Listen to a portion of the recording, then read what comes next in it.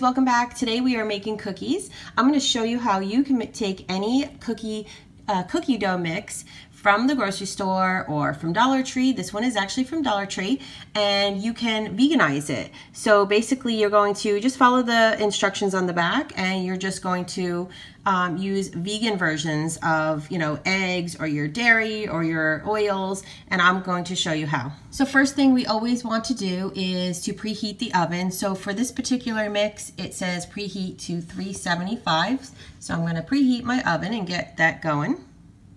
So for this particular cookie mix, it came with 2 bags in the box. One was the brown sugar and one was the dry ingredients that had the chocolate chips. All cookie mixes will vary. I've used ones that were it's all in one bag and ready to go. So first thing we're going to do is we're going to get our egg ready. For our egg today, we're going to be using the Bob's Red Mill egg replacer. Now you can also use flax meal. You can use chia seeds. I've never used the chia seeds, but flax meal works great. I've used that before. And basically, it is usually 1 tablespoon of either the Bob's Red Mill replacer mix or the flax meal or chia seeds, and you just mix 2 tablespoons of water, and that will equal 1 egg. So for this particular mix, it calls for 1 egg, so we're just going to use 1 tablespoon of that mix and 2 tablespoons of water. So once we have our egg sitting and kind of, thickening up, we set that aside. What we're going to do is we're going to put the brown sugar into the bowl, and then what we're going to do is it calls for a 1/2 cup of butter. But what I'm going to do is I'm going to actually reduce the amount of butter, and I'm going to use part applesauce. So I will be using, it calls for 1 stick of butter, which is also a 1/2 cup. So I'm going to use a 1/4 cup of applesauce and a 1/4 cup of this vegan butter. You can use any vegan butter that you choose. And I like these because if it does call for a softened butter, these butters are usually pretty soft, so you don't have to microwave it or anything. It is ready to go into your mix. So then basically we're just going to add the brown sugar mix, then we are going to add our applesauce and our butter, and then our vegan egg, and we're just going to give that a mix.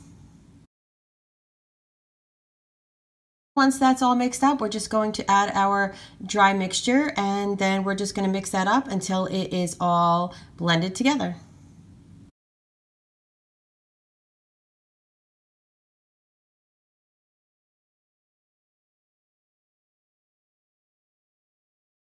You have it. There is your cookie dough all ready to go. Now, what I do recommend is sometimes if the dough seems a little soft, you can always stick it in the refrigerator. It depends on, sometimes the temperature in your house can affect the dough. So what I did was this seemed a little bit soft, so I put it into the refrigerator, for about 15 minutes. It just kind of hardened it up a little bit and just makes it easier to scoop out. And then once you do that, you are all ready to scoop this out onto your cookie trays. So I recently purchased this cookie scoop, and this makes it very easy to scoop out the cookie dough and place them on the cookie sheet, and they will all be the same size. But if you don't have one, you can just use any old, teaspoon or tablespoon that you have.